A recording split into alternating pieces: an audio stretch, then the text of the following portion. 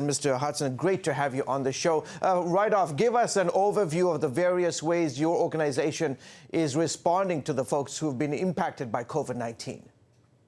Well, as you mentioned at the get-go, the Salvation Army is a global organization. In the United States, on an average year, we serve 23 million people in a variation of services.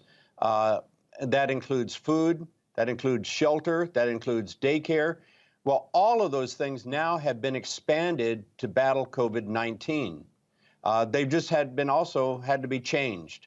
So, for instance, food distribution, we've seen some places where the demand has increased by 2, 3, 4 times. Sacramento area, we've seen an increased demand of maybe 400%. But we have to change how we do it. It used to be people would come into our facilities. Now everything is drive-through, social distancing, making sure that people are safe, both the people who are coming in for the assistance and people that are providing the assistance. With the sheltering, you can imagine we've had to take our normal shelters and expand them because we not only are serving more people, but we have to provide adequate space, isolation, quarantine to provide those services. And some of our daycare centers now are providing daycare for first responders. Yeah. So that's just a glimpse of some of the things. I'm sure incredible. You mentioned food and the food pantry that you guys run across the country, around the country. We've seen the long lines of people trying to get food, sir. Just how bad is the problem? Well, like I said, the demand has increased 2, 3, 4 times. Mm-hmm. Most of the people we serve on a given year are one paycheck away from homelessness or from needing food assistance or whatever.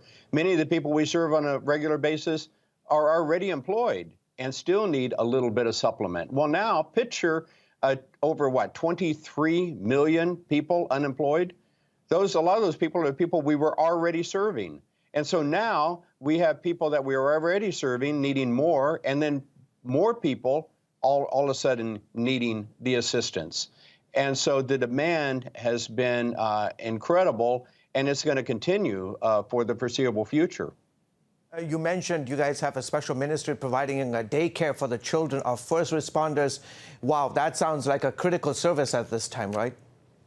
Yeah, it's interesting. A couple of the illustrations is at Phoenix and in Honolulu, Hawaii, we have these Croc centers that are very large community centers that serve population through daycare or through fitness programs or kind of character building programs.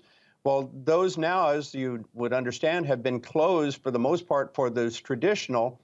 But with the daycares, they've been now repurposed to offer daycares exclusively for people that are either in the healthcare profession or the first responders. And also, they've been repurposed to be drive-in food assistance for people that need food as well. Can you describe how are folks, sir, responding to the help that you are giving? Are they responsive to the gospel message when you share it at appropriate times? Yeah, it's interesting. I was, for instance, I was in Fairfax, just outside of Alexandria, where I live, and I was volunteering one day, and everyone that came up to receive food assistance, and it was on an appointment system, because again, we can't have people too close to each other. And as we would take out the food to their cars, we were asking every one of the people, would you like us to pray with you? And I was there maybe an hour and a half, 2 hours, and not one person declined. Every one of them said, we would love to have you pray. Times like this is when it tests people's faith. I've been listening to Rick Warren in his sermon series lately, kind of a faith for this time. And what he talks about is if you don't have a faith that can weather storms, then maybe it's not a faith. And so people right now, out of fear, are desperately looking for something to hold on to. And we as believers say we have something that's worth holding on to. And I think people tend to have a tendency of gravitating towards that in such times.